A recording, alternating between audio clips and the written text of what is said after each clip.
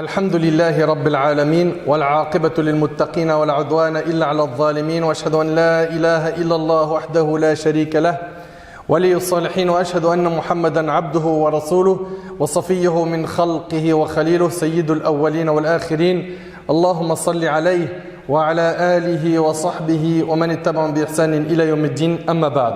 Mes chers frères et sœurs, aujourd'hui avec l'aide d'Allah Tabarak wa Ta'ala, on va parler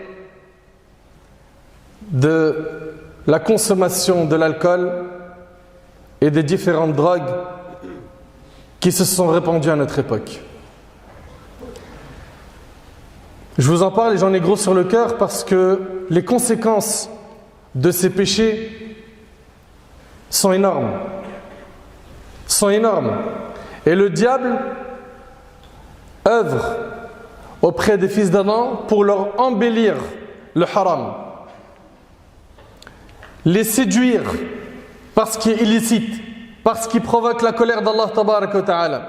On va parler de la drogue et de l'alcool, qui sont des catastrophes qui ont impacté la religion de nos frères et de nos sœurs, qui ont impacté leur foyer, leur couple, l'éducation de leurs enfants, qui ont impacté la société dans laquelle ils vivent, qui ont détruit leur corps, qui ont détruit leur santé.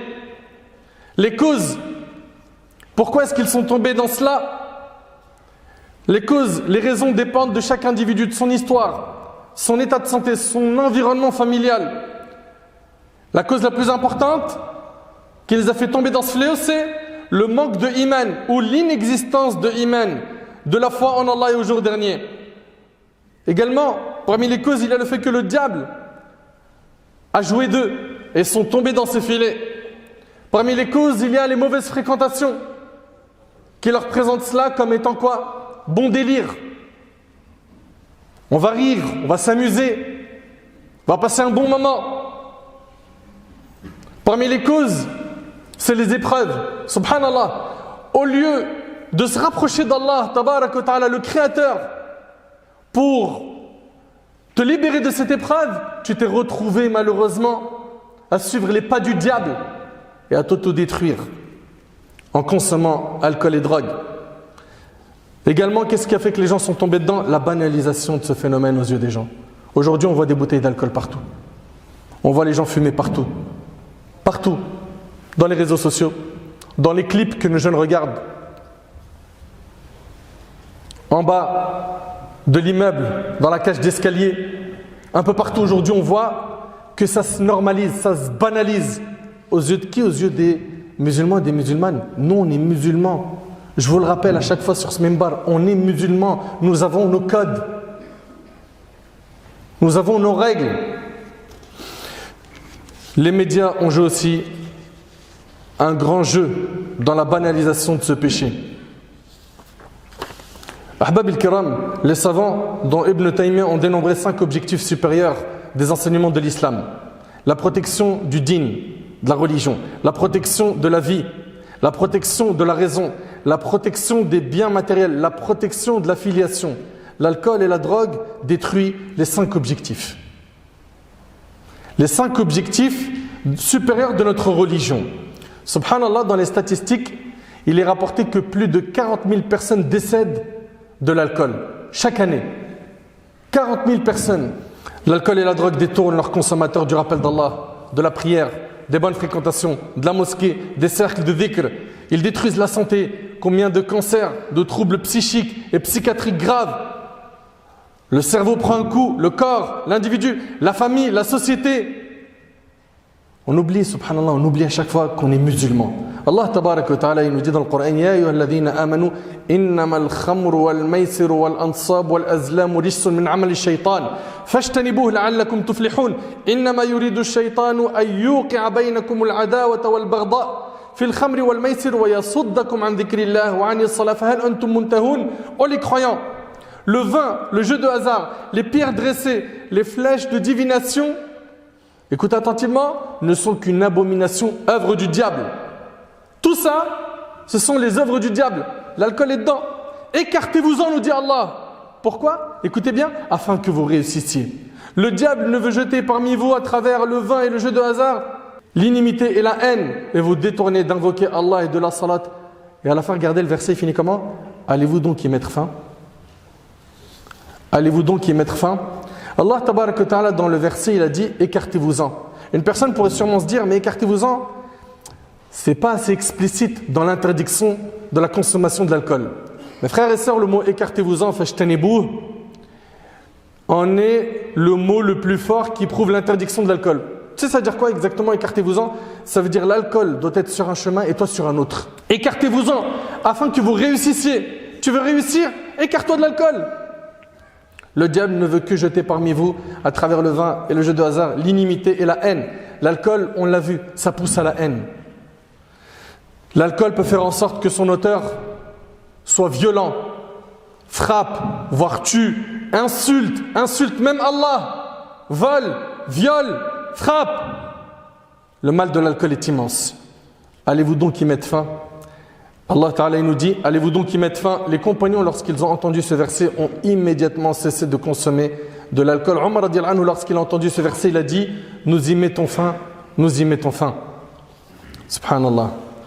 Mes chers frères, mes chères sœurs, al-khamr, l'alcool, c'est tout ce qui recouvre la raison. Et notre bien-aimé, alayhi salatu wassalam, nous a avertis dans des textes très très durs. Il nous a mis en garde contre le danger de ce péché. D'après Jabir radiyallahu anhu, le prophète sallallahu alayhi wa sallam a dit, Allah a pris l'engagement, vous entendez? Allah a pris l'engagement de faire boire à celui qui boit des boissons alcoolisées tinatul khabal. Il dit, ô messager d'Allah, qu'est-ce que tinatul khabal? Il dit, la sueur des habitants de l'enfer ou le pu des habitants de l'enfer. C'est rapporté par l'imam Muslim. Je répète, Allah a pris l'engagement de faire boire à celui qui boit les boissons alcoolisées tinatul khabal. Il dit au messager d'Allah, qu'est-ce que tinatul khabal?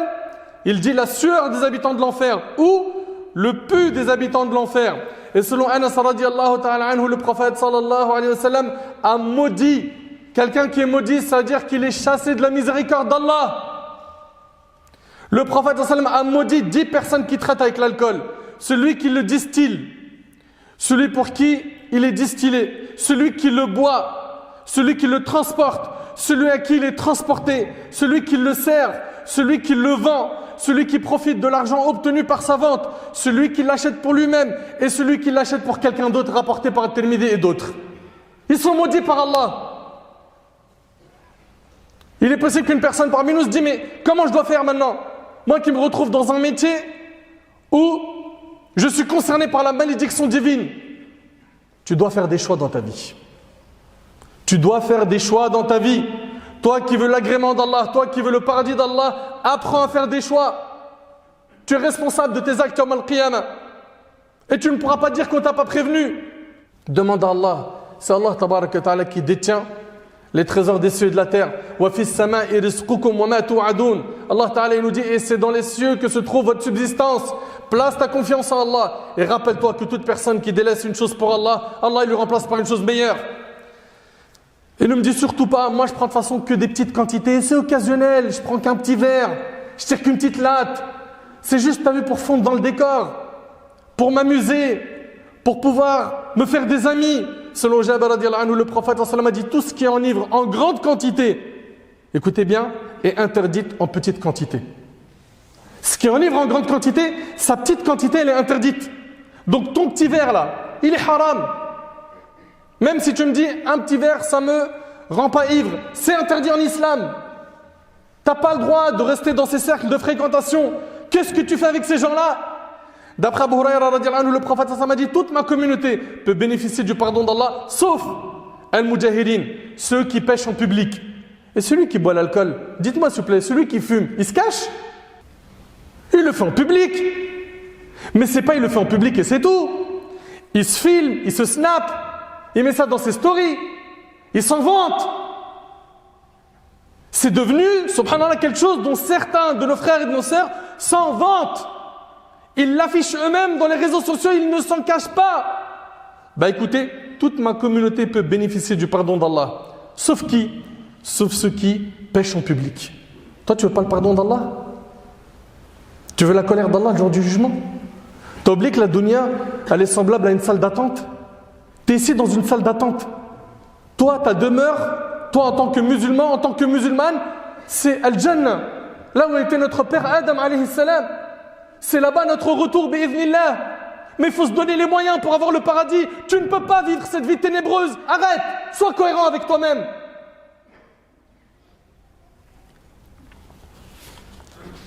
Le hadith qu'on vient de citer, il est rapporté par Bukhari et Muslim. Celui qui boit ou fume est un gaspilleur. Allah Ta'ala dit وَلَا تُبَذِّرْ تَبْذِيرًا إِنَّ الْمُبَذِّرِينَ كَانُوا إِخْوَانَ الشَّيَاطِينَ وَكَانَ الشَّيْطَانُ لِرَبِّهِ كَفُورًا. Et ne gaspille pas indûment, car les gaspilleurs sont les frères du diable, et le diable est très ingrat envers son Seigneur. Toi qui bois de l'alcool, toi qui fumes la drogue, imagine tu meurs pendant cette action. Dis-moi, comment est-ce que tu vas rencontrer Allah? Qu'est-ce que tu vas dire à ton Seigneur? Qu'est-ce que tu vas dire à ton Créateur? Que vas-tu lui dire le jour du jugement? Que vas-tu lui répondre? Jabir radiyallahu anhu rapporte que le prophète sallallahu alayhi wa sallam a dit: chacun sera ressuscité en l'état où il était au moment de sa mort, rapporté par Muslim. Allahu Akbar. Le prophète sallallahu alayhi wa sallam a appelé l'alcool la mère des vices. La mère des vices. Ceux qui ont commencé à boire de l'alcool, ils se sont retrouvés rapidement à faire des énormités. Violer, tuer, braquer. L'alcool est la mère des vices, selon Abdullah ibn Amr radiyallahu anhu, an jami' as-sahaba. Le prophète sallallahu alayhi wa sallam a dit: l'alcool est la mère des vices, rapporté par Daraqutni. J'avais fait un appel au témoignage sur les réseaux sociaux pour voir un petit peu dans le concret les conséquences douloureuses de l'alcool et des drogues dans les familles de nos frères et de nos sœurs. J'ai répertorié quelques témoignages, j'en ai pris vraiment un tout petit peu. Et wallahi al-azim, ça fait mal au cœur. Premier témoignage, j'ai vu la police arriver des dizaines de fois pour calmer mon beau-père en pleine crise alcoolisme. Subhanallah, une enfance vécue dans la terreur, dans la crainte et l'angoisse. Voilà ce que vous avez apporté à vos familles. Subhanallah, vos enfants, c'est une responsabilité, c'est une amana. Vous en serez questionnés le jour du jugement. Vous serez questionnés sur vos enfants yawm al-qiyamah. Ils ont grandi dans la terreur. Deuxième témoignage concernant les ballons. Vous connaissez un petit peu les ballons? C'est devenu la nouvelle star des drogues. J'ai vu des filles paraplégiques avec plus aucune sensation profonde ni superficielle, d'autres qui n'arrivaient plus à marcher, qui chutaient à répétition, qui étaient incontinentes. Pourquoi? Parce que vas-y, prends un ballon. Vous savez comment ça se passe? Ces gaz qu'ils mettent dans les ballons et après ils les aspirent. C'est pour rigoler. C'est pour rigoler que tu détruis ta santé. Ce corps, tu peux en faire tout ce que tu veux. C'est pas une amana qu'Allah tabaraka wa ta'ala t'a confié. C'est pas un dépôt, ce corps. On ne sera pas questionné sur notre corps. Ces poumons que tu as noircis par la cigarette, par la chicha. Ce corps que tu as anéanti par les drogues, par l'alcool. Tout ça, le jour du jugement, tu n'auras pas de compte à rendre dessus. Troisième témoignage. Mon frère a planté un couteau dans la poitrine de mon autre frère. Après avoir pris de la drogue, ce dernier a échappé de peu à la mort, alhamdulillah. Mes frères ont été maltraités et mis à la rue à cause de mon père quand il était très jeune. Et c'est par ce biais qu'ils sont tombés entre de mauvaises mains et sont devenus addicts à l'alcool et à la drogue. Ils ont aujourd'hui fini tous les deux en psychiatrie à cause de cela. Allahu Akbar. Là, il s'agit de nos frères et sœurs. Ça brûle le cœur. En France, 44,8% des Français de 15 à 64 ans ont déjà fumé un joint dans leur vie. Ce sont environ 18 millions de personnes. Allahu Akbar. Quatrième témoignage. Pour en venir aux drogues, et bien petite que j'étais, j'ai demandé: c'est quoi que tu mets dans tes cigarettes, maman? Elle m'a répondu: du chocolat. La maman, elle dit à sa fille qu'elle met dans ses cigarettes du chocolat. Mais voilà que je trouve ce fameux chocolat, donc sa drogue, à côté du micro-ondes. Eh bien, j'en ai mangé un peu. Je pensais que c'était du chocolat. Et elle faisait défiler les hommes. Elle s'entraînait à les draguer face au miroir dans la salle de bain seule. Un jour, j'ai dû quitter ma chambre, mon lit, pour lui laisser en plein après-midi, elle et un homme, faire des choses sur mon lit là où je jouais 2 minutes avant. Elle était adolescente. Elle dit: elle a bousillé ma vie. J'avais 13-14 ans. Qu'est-ce qu'on est en train de faire? On est en train de trahir le dépôt qu'Allah tabaraka wa ta'ala nous a donné, nos enfants. 5e témoignage. J'ai vu le père de ma famille sombrer dans l'alcool et prendre des années à s'en défaire. Il m'a trompé avec ma mère sous l'emprise de l'alcool. Et cette relation avec elle l'a fait sombrer encore plus dedans au point de boire quotidiennement. 6e témoignage, mon père nous a pourri la vie malheureusement à cause de l'alcool et la drogue. Il quitte ce monde en nous laissant avec le traumatisme et le choc de l'avoir retrouvé pendu. Allahu Akbar. Allahu Akbar. Subhanallah. Il y a des gens qui rêveraient d'avoir la lucidité, d'avoir plus d'intelligence, d'avoir une raison bien complète. Et il y en a qui payent pour détruire leur raison. 7e témoignage, mes parents m'ont abandonné à 12 ans. À 13 ans, j'ai commencé à boire dès le matin afin d'oublier et de rigoler. 13 ans. 13 ans, elle consomme de l'alcool. Allahu Akbar. Allahu Akbar. Wallah al-Azim, c'est catastrophique.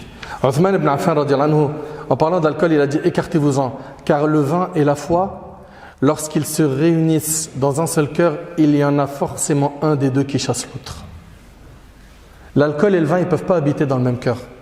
Il y en a un des deux qui va chasser l'autre. Tu veux détruire ta foi? C'est la chose la plus importante que tu dois entretenir dans cette vie pour pouvoir gagner l'autre vie. Combien sont ceux qui ont perdu leur travail? Combien sont ceux qui ont connu des divorces, qui ont détruit leur famille à cause de ce poison, l'alcool, à cause de la drogue? Selon Abu Huraira radiyallahu anhu, le prophète sallallahu alayhi wa sallam a dit dans une partie d'un hadith que lorsque le musulman boit du vin, il n'est plus croyant au moment où il l'a bu. Et c'est rapporté par Bukhari Muslim. Celui qui boit de l'alcool, sa prière n'est pas acceptée pendant 40 jours. Selon Ibn Umar, le prophète sallallahu alayhi wa sallam a dit celui qui a bu une boisson alcoolisée voit sa prière refusée pendant 40 jours. Mais Allah accepte son repentir s'il se repent sincèrement, rapporté par Tirmidhi. Celui qui devient accro à l'alcool, qu'il écoute ce hadith, selon Ibn Abbas radiyallahu anhu, wallahi al-azim, ce hadith-là, il fait vraiment peur. Selon Ibn Abbas radiyallahu anhu, le prophète sallallahu alayhi wa sallam a dit quiconque meurt alcoolique rencontrera Allah en étant semblable à un adorateur d'idoles. Il rencontrera Allah en étant semblable à un adorateur d'idoles, rapporté par Tabarani. Allahu Akbar. La médecine ne cesse de démontrer les méfaits de la drogue et de l'alcool. Changement de l'apparence, visage ténébreux. Regarde-toi dans le miroir, regarde ce que tu es devenu. Subhanallah. La personne se conduit de manière infantile sous l'effet d'alcool et de stupéfiants. Dans certains cas, ils ne contrôlent même plus leurs organes. Ils surinent dessus. Allah ne regarde pas le jour du jugement le consommateur d'alcool. Écoutez bien, d'après Ibn Umar radiyallahu anhu, le prophète sallallahu alayhi wa sallam a dit 3 types de personnes, Allah ne les regardera pas le jour du jugement. Parmi eux, le buveur de vin invétéré, c'est rapporté par l'imam al-Nasa'i. Et dans le hadith de Ammar ibn Yasir radiyallahu anhu, le prophète sallallahu alayhi wa sallam a dit 3 types de personnes n'entreront jamais au paradis. Parmi eux, le buveur de vin invétéré. Et c'est rapporté par Tabarani. Ça ne veut pas dire qu'il est sorti de l'islam. Il est sous la volonté d'Allah subhanahu wa ta'ala, mais il s'est exposé à la colère d'Allah. Sa situation, elle est grave. Et puis, toi qui as des soucis, les soucis se règlent différemment. Connecte-toi à celui qui dissipe les soucis. Ton créateur, Azza wa Jal, il est le seul subhanahu wa ta'ala à pouvoir améliorer ta situation. Remets-en-toi à Allah. Confie ta situation à Allah. Reviens vers Allah. Implore Allah. Demande-lui. Ya Rab, parle avec ton Seigneur. Dis-lui, Ya Rab, tu vois dans la souffrance dans laquelle je vis. Ya Allah, j'en peux plus. Je suis devenu addict. J'arrive pas. Aide-moi. Et Allah tabaraka wa ta'ala va exaucer ton invocation. Sois-en sûr. D'après Jabir radiyallahu anhu, je vous rappelle ce hadith, le prophète sallallahu alayhi wa sallam a dit Allah a pris l'engagement de faire boire à celui qui boit les boissons alcoolisées Tinatul Khabal. Il dit au messager d'Allah, qu'est-ce que Tinatul Khabal? Il dit la sueur des habitants de l'enfer ou le pu des habitants de l'enfer rapporté par l'imam Muslim. Et attention, que ce soit l'alcool, la drogue, les ballons, tout ça, il faut le mettre dans le même sac. C'est haram. C'est interdit en islam. Les ballons, c'est les gaz hilarants. On les appelle proto. Je vous ai dit, c'est la nouvelle drogue star chez les jeunes. Le risque immédiat sur leur santé, c'est asphyxie, paranoïa, perte de conscience, troubles du comportement, conséquences neurologiques graves et durables. Ça, l'islam l'autorise. Mais vous êtes musulman, je vous l'ai rappelé combien de fois? Musulman, ça veut dire que tu es soumis à Allah. Et Allah tabaraka wa ta'ala, il nous dit وَمَا كَانَ لِمُؤْمِنٍ وَلَا مُؤْمِنَ إِذَا قَضَى اللَّهُ وَرَسُولُهُ أَمْرًا أَنْ يَكُونَ لَهُمُ الْخِيَرَةُ مِنْ أَمْرِهِمْ. Il n'appartient pas à un croyant et à une croyante, lorsqu'Allah et son messager ont décidé d'une chose, d'avoir encore le choix dans leur façon d'agir. Tout ce qui vient d'Allah et du prophète sallam, wallahi wa rabbil Kaaba, c'est pour notre bien. Si seulement on connaissait notre religion, si seulement on arrivait réellement à étudier notre religion et à la savourer, elle est mielleuse, elle est belle, c'est un trésor. Et notre religion nous interdit tout mal. Habib Fillah, mon frère en Allah, ma soeur en Allah, toi qui aujourd'hui veux te débarrasser des soucis et qui passe par les drogues dures ou ce qu'on appelle les drogues douces chez certains, ou bien l'alcool, sache qu'il n'y a que la piété. La piété, le fait d'améliorer ta relation avec Allah. La piété amène un sentiment de plénitude qu'aucune drogue ne peut égaler. Wallahi al-azim, demande à ceux qui se sont repentis. Ils sont bien. Ils sont en paix avec leur dîme. Et toi, tu es tourmenté. Et tu le vois bien que tu es en train de... C'est un sable mouvant, tu es en train de glisser de plus en plus.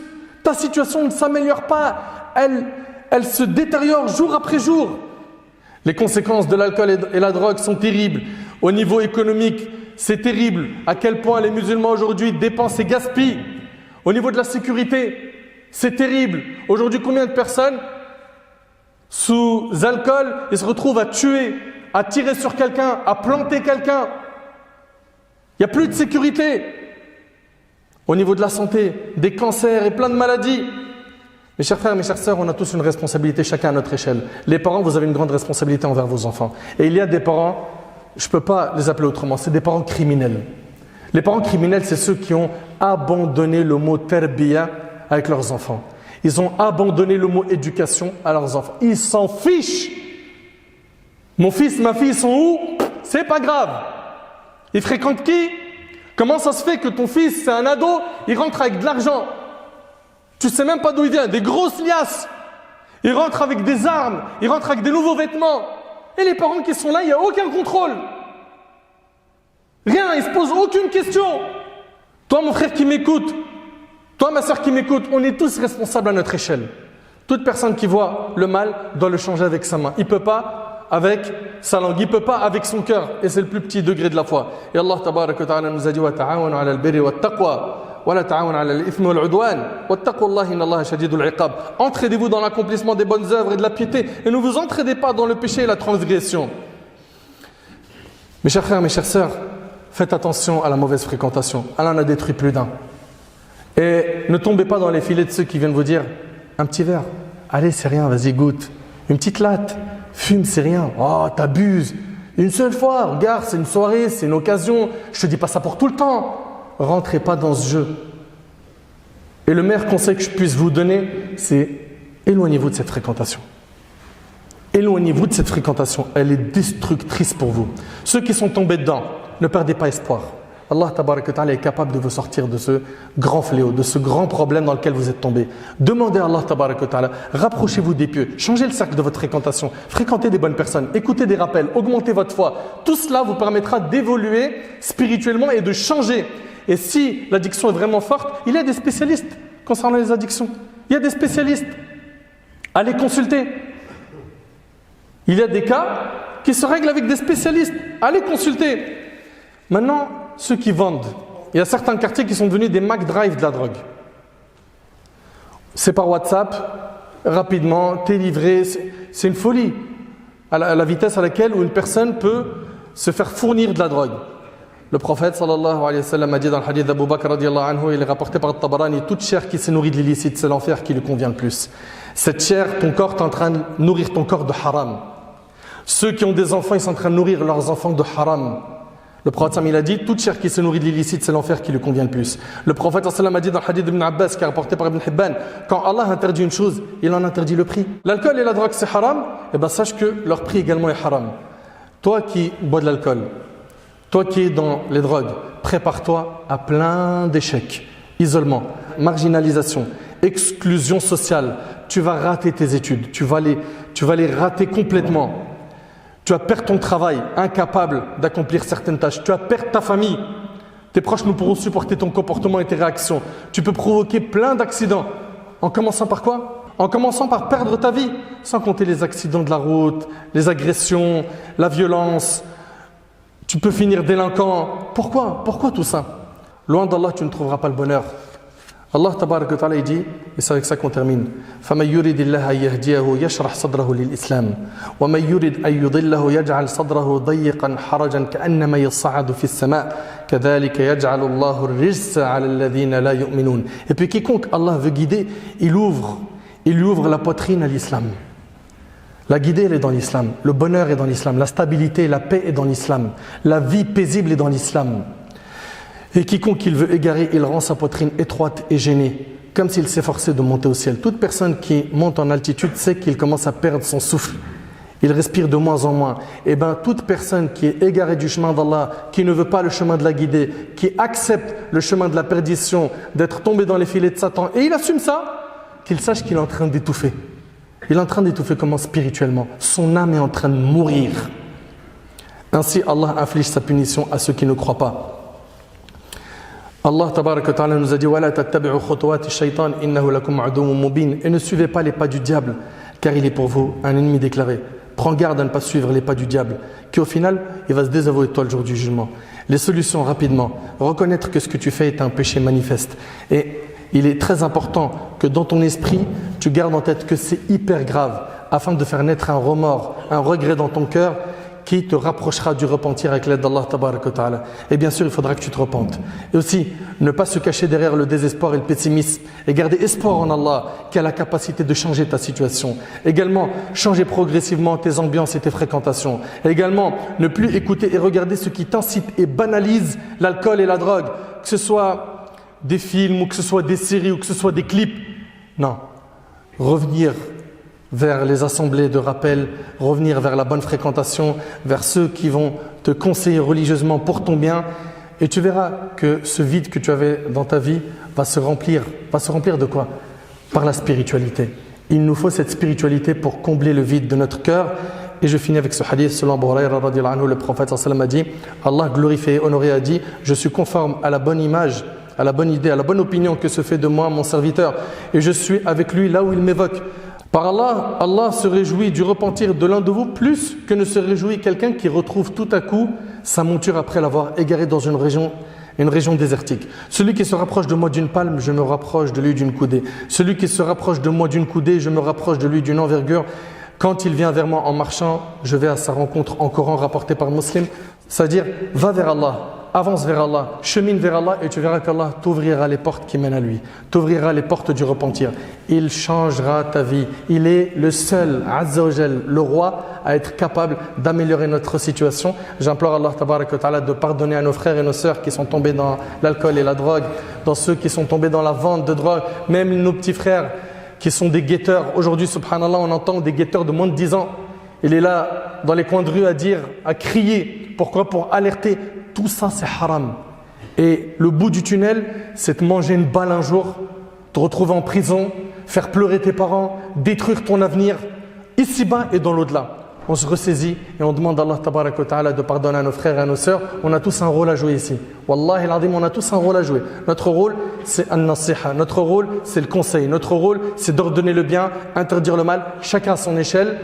On commence par nos proches, ceux qui nous entourent, et bi'idhnillah, Allah tabaraka wa ta'ala fera que les choses s'amélioreront. On commence par nous, en œuvrant dans l'amr bil ma'rouf wa nahy anil munkar, qu'Allah tabaraka wa ta'ala nous facilite de conseiller nos frères comme il le faut, qu'Allah azza wa jalla il améliore notre situation.